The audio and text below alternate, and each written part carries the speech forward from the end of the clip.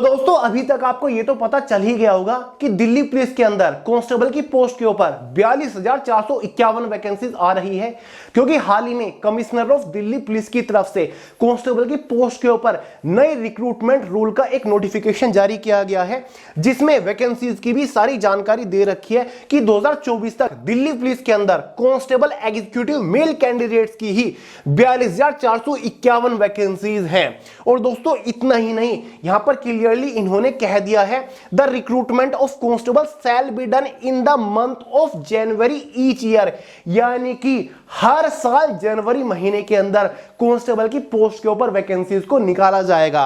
और दोस्तों इन 42,451 वैकेंसीज में 10% वैकेंसीज एक्स सर्विस मैन की भी रिजर्व है, यानी कि हर साल जनवरी महीने के अंदर थोड़ा थोड़ा करके वैकेंसीज को निकाला जाएगा। तो अपने आप में बहुत ही बड़ी गुड न्यूज है कि अब दिल्ली पुलिस के अंदर भी कांस्टेबल की पोस्ट के ऊपर हर साल वैकेंसीज आया करेंगी। तो यार ये पूरा नोटिस जारी किया गया है, आपने देख भी लिया होगा। आज इस वीडियो में हम पूरे एलिजिबिलिटी क्राइटेरिया को अच्छे से समझने वाले हैं कि भाई दिल्ली पुलिस कांस्टेबल की पोस्ट के ऊपर एज लिमिट एग्जैक्टली क्या मांगी जाती है, एग्जैक्ट एजुकेशन क्वालिफिकेशन यहां पर क्या रहता है, डॉक्यूमेंट की कौन कौन सी जरूरत है, एग्जाम पैटर्न को अच्छे से समझाऊंगा, साथ ही एग्जाम सिलेबस भी पीडीएफ फॉर्म में आपको प्रोवाइड करा के जाऊंगा। इतना ही नहीं दोस्तों, प्रीवियस ईयर की कट ऑफ भी आपके साथ डिस्कस करूंगा, फाइनल मेरिट के बारे में भी आपको जानकारी दूंगा, पूरा फिजिकल एलिजिबिलिटी क्राइटेरिया, रनिंग वगैरह, हाई जंप, लॉन्ग जंप आपको अच्छे से यहां पर समझा के जाऊंगा, सारे डाउट आपके क्लियर करूंगा, क्योंकि दोस्तों अब हर साल वैकेंसीज आने वाली है। क्लियर है दोस्तों? नोटिस वगैरह तो आपको सभी ने बता दिया होगा, लेकिन एलिजिबिलिटी क्राइटेरिया समझना बहुत ज्यादा जरूरी है, क्योंकि अगले महीने आपकी वैकेंसीज आ रही हैं। तो दोस्तों दिल्ली पुलिस कांस्टेबल की ये वैकेंसी हर साल कंडक्ट कराएगा एसएससी स्टाफ सिलेक्शन कमीशन। दिसंबर महीने के अंदर जो एसएससी का एनुअल एग्जाम कैलेंडर आएगा, उसमें आपको दिल्ली पुलिस कांस्टेबल की जानकारी देखने को मिल जाएगी कि भाई एग्जैक्टली किस डेट पर ऑनलाइन फॉर्म स्टार्ट होने जा रहे हैं। आगे मैं आपको बताऊंगा ऑनलाइन फॉर्म कब से स्टार्ट होंगे। देखिए दोस्तों, कांस्टेबल एग्जीक्यूटिव की ये पोस्ट ग्रुप सी की पोस्ट है, लेवल 3 की पोस्ट है, ऑल इंडिया की वैकेंसी है, मेल और फीमेल दोनों ही कैटेगरी कैंडिडेट एलिजिबल होंगे। टोटल नंबर ऑफ वैकेंसीज 42,451 है। हर साल इस वैकेंसीज को डिवाइड कर करके निकाला जाएगा और हर साल इसमें वैकेंसीज ऐड होती चली जाएगी। क्लियर है? फॉर्म फीस बहुत ज्यादा नहीं होती, जनरल ओबीसी ईडब्ल्यूएस वालों के लिए 100 रुपए फॉर्म फीस चार्ज किए जाते हैं, एसटी एससी फीमेल्स के यहां पर कोई भी फॉर्म फीस चार्ज नहीं की जाती। क्लियर है दोस्तों? अब बात कर लेते हैं दोस्तों एलिजिबिलिटी क्राइटेरिया के बारे में। एज लिमिट 18 से 25 साल जनरल वालों के यहां पर रखी जाती है, मिनिमम एज लिमिट 18 साल, मैक्सिमम 25 साल होती है। एज में 3 साल का ओबीसी वालों को रिलैक्सेशन मिल जाता है, एसटी एससी वालों को 5 साल का एज में रिलैक्सेशन मिल जाता है। क्वालिफिकेशन के बारे में बात अगर हम करें, 12वीं पास कैंडिडेट्स यहां पर एलिजिबल होते हैं, उसी के साथ साथ आपके पास एलएमवी लाइट मोटर व्हीकल का ड्राइविंग लाइसेंस भी होना चाहिए। अगर आपके पास फिलहाल ड्राइविंग लाइसेंस नहीं है तो भाई तुरंत अप्लाई कर दीजिए। क्लियर है दोस्तों? क्योंकि फिजिकल टेस्ट जो आपका होगा, पहले एग्जाम होगा उसके बाद फिजिकल होगा, डॉक्यूमेंट वेरिफिकेशन में आपको एलएमवी ड्राइविंग लाइसेंस दिखाना होता है। क्लियर है?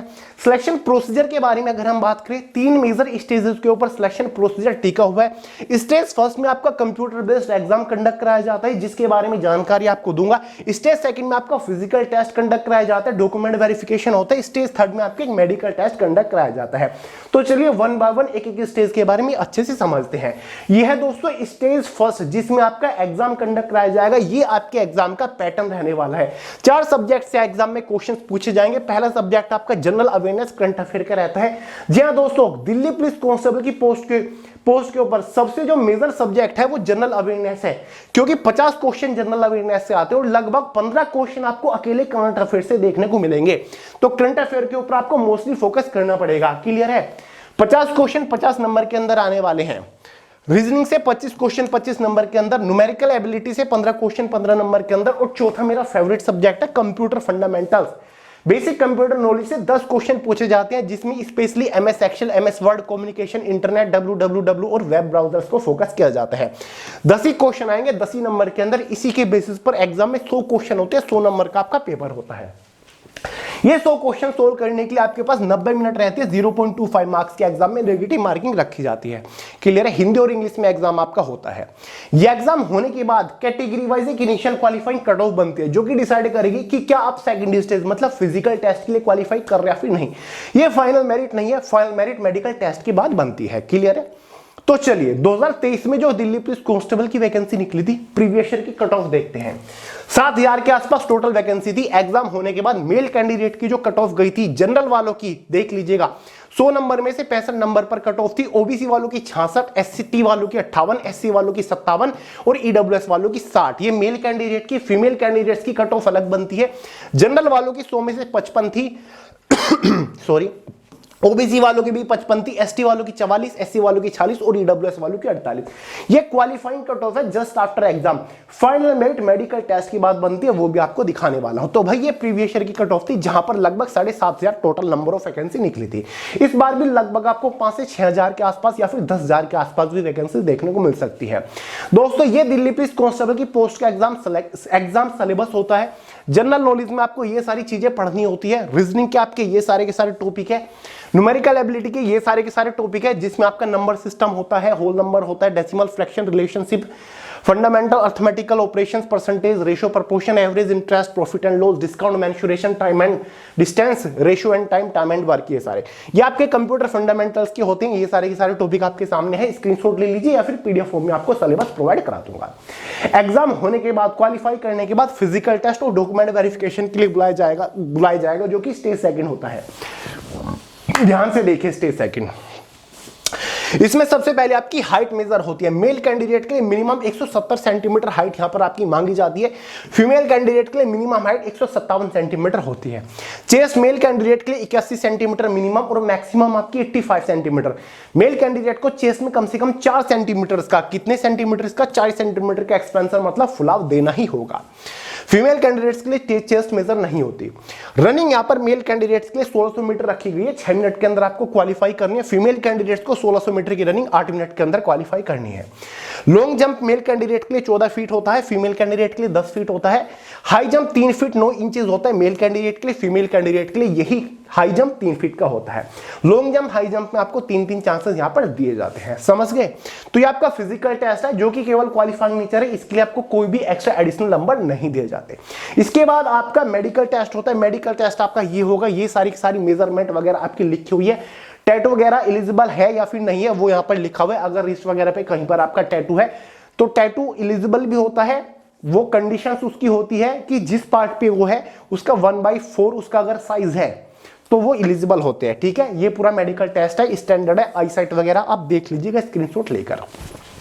मेडिकल टेस्ट क्वालिफाई करने के बाद आपको बुलाया जाएगा फाइनल, आप फिर लगेगी फाइनल मेरिट, फाइनल सिलेक्शन आपका होगा। फाइनल मेरिट एग्जाम के मार्क्स के बेसिस पर बनेगी। 100 नंबर का एग्जाम था, 100 नंबर में से एक फाइनल मेरिट दोबारा से बनेगी, कैटेगरी वाइज और मेल फीमेल की अलग अलग। पिछले साल की ये फाइनल मेरिट है, देख लीजिएगा 2023 की।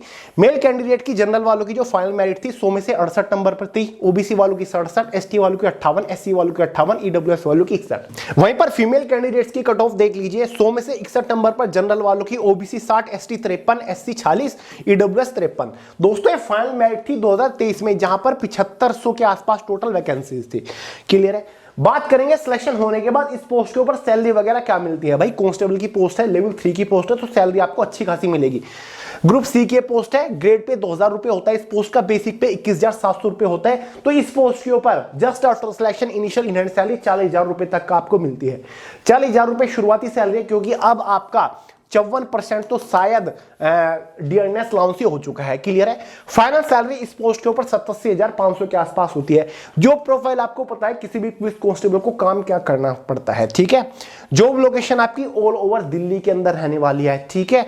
फिर चाहे आप किसी भी स्टेट से बिलोंग करते हो, जॉब लोकेशन आपकी दिल्ली रहेगी।